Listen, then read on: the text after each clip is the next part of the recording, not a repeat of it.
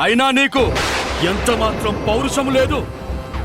అసుర మహాసమ్రాట్ మహిషాసురుడు నిన్ను మంత్రిగా చేశారు. వారికి ఎప్పుడైతే కష్టకాలం వచ్చిందో అప్పుడు వారిని ఒంటరిగా వదిలేసి పారిపోయావు. ఆనాటి నమ్మక ద్రోహమే అదే ఇప్పుడు కూడా చేస్తున్నావు.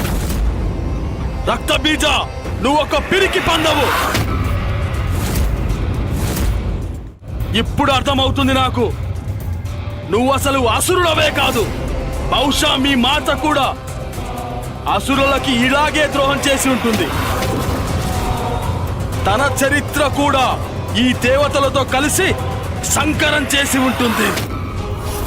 నువ్వు ఆ సంకరానికి ఫలితమై ఉంటావు రక్తబీజ.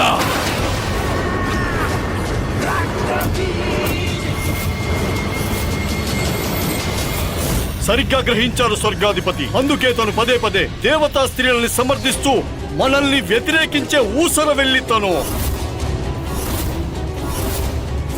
వినిపిస్తుందా?